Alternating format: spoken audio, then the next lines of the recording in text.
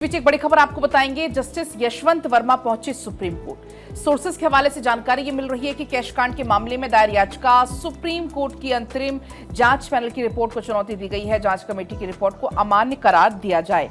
आपको बता दें कि आवास से जले हुए नोट मिलने के मामले में जस्टिस ने सुप्रीम कोर्ट का रुख कर लिया है।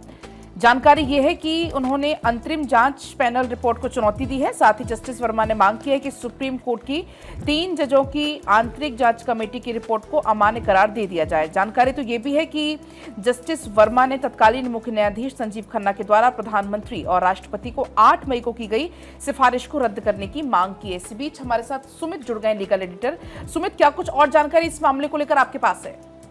देखिए पलक, मॉनसून सत्र से पहले एक बड़ा डेवलपमेंट सुप्रीम कोर्ट में देखने को मिल रहा है कि जस्टिस यशवंत वर्मा, जो फिलहाल इलाहाबाद हाई कोर्ट के वर्तमान जज हैं, उन्होंने कैश कांड मामले में सुप्रीम कोर्ट का दरवाजा खटखटाया है और सुप्रीम कोर्ट की ओर से जो 3 सदस्यीय पैनल गठित की गई थी, उस पैनल की जो सिफारिशें थी, अंतरिम रिपोर्ट थी, उस रिपोर्ट को यहाँ चैलेंज किया गया है और कहा गया है कि प्रकृति न्याय के सिद्धांत के जो खिलाफ है ये सुप्रीम कोर्ट की पैनल की रिपोर्ट है, क्योंकि उन्हें निष्पक्ष सुनवाई का मौका नहीं दिया गया।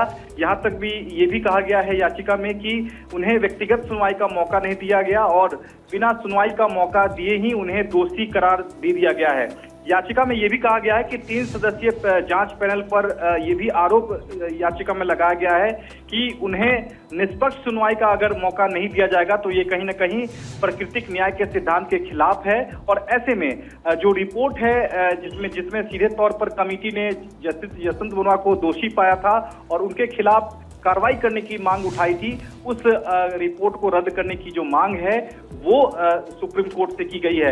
ऐसे में देखना होगा कि मॉनसून सत्र में जिस तरह से अटकलें लगाई जा रही हैं कि उनके खिलाफ महाभियोग का जो प्रस्ताव है वो सरकार ला सकती है, उसके ठीक पहले सुप्रीम कोर्ट में याचिका दायर करना अपने आप में काफी अहम माना जा रहा है। देखना होगा कि सुप्रीम कोर्ट की आंतरिक जांच पैनल की रिपोर्ट को जब वो चैलेंज कर रहे हैं तो इस पूरे मामले पर सुप्रीम कोर्ट का क्या कुछ रुख रहता है। यहां तक याचिका में कहा गया है कि जो तत्कालीन सीजीआई संजीव खन्ना की ओर से जो रिपोर्ट भेजी गई थी राष्ट्रपति और प्रधानमंत्री को, वो उस रिपोर्ट की जो सिफारिशें थी कि इनके खिलाफ महाभियोग का प्रस्ताव लाया जा सकता है, उन सिफारिशों को भी रद्द करने की मांग जो है वो सुप्रीम कोर्ट से उठाई गई है। ऐसे में अब देखना होगा कि सुप्रीम कोर्ट में जब ये सुनवाई होती है तो इस पूरे मामले पर सुप्रीम कोर्ट का क्या कुछ रुख रहता है। बिल्कुल सुमित, बहुत बहुत शुक्रिया इन तमाम जानकारियों के लिए। नजर बनाए रखें।